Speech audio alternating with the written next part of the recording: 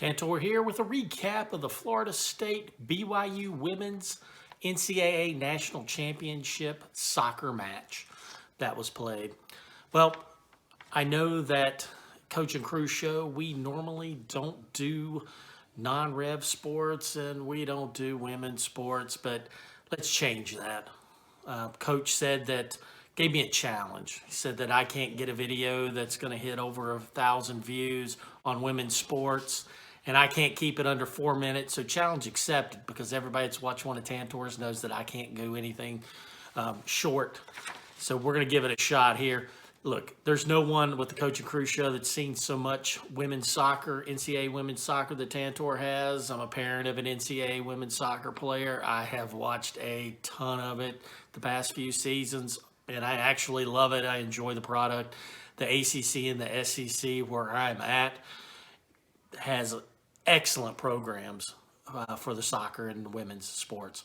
So this was a fantastic match to watch. BYU, FSU, contrasting styles, the technical ability of FSU versus the counterattack and the speed of BYU and the high press.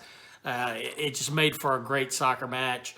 I know some people think that a 0-0 game through regulation and into the end with the 2 overtime periods is boring. Not me. I didn't think any of this game was boring.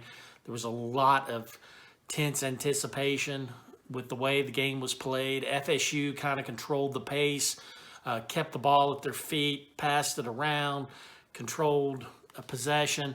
I mean, I do my, as people know with my updates with Atlanta United, I do my own stats. I try to compare them to the NCAA stats, and they didn't match at all. I had FSU having 55% possession and BYU out shooting FSU 10-6.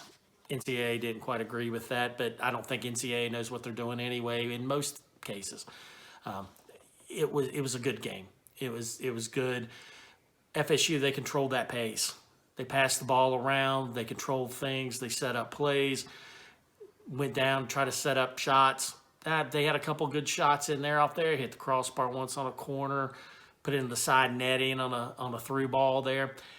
That was their best opportunities with that. BYU countered.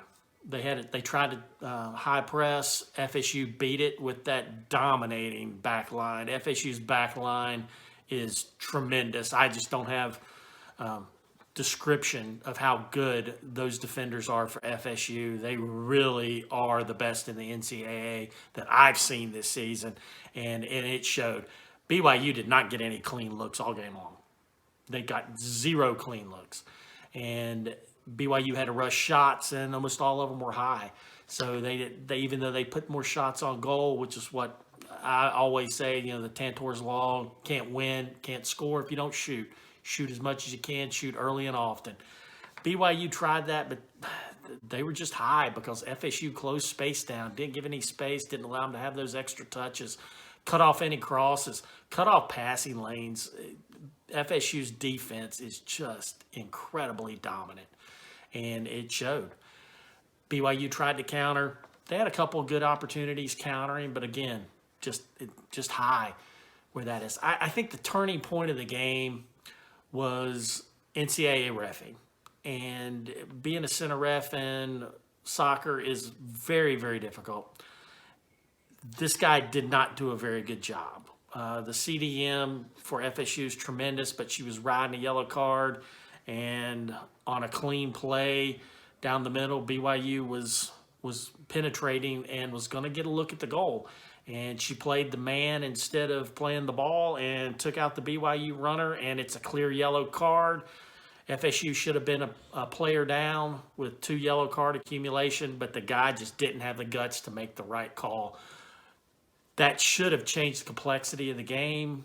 However, FSU, with their defense, could have held on and could have still sent it to PKs.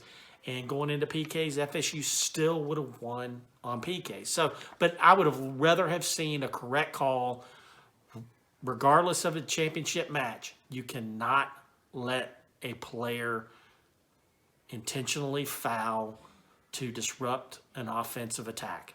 You can't do it. It's against the rules. It's a yellow card. It's a clear yellow card, and it should have been 2 yellow cards on that player, and FSU should have been down. There's no getting around that. However, I don't say that BYU would have been a clear-cut winner on that. I don't know that for a fact at all. FSU's back line never was broken and never was penetrated. So I don't think that BYU, that it might have made a little bit of a chance there, but I don't know if BYU could have ended up forcing one home before the end of play in the field. Then it goes to PKs. Wow. 2 keepers on display. BYU's keeper made 1 save. FSU's keeper made 2. That was the difference. Just like that, NCAA Women's National Championship was decided 4-3 on PKs at the end. Great game. Both teams ought to be proud of it. Fantastic season for both teams. They ended with a great match. It's all we can ask for. Hope to see both teams back there again next year and give us more excitement.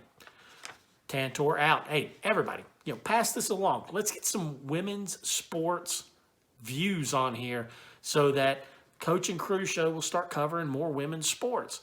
Without the views, without proving Tantor right that there is a market out there, that there is fans out there for female sports, especially NCAA sports and the non-rev sports out there, let's do it.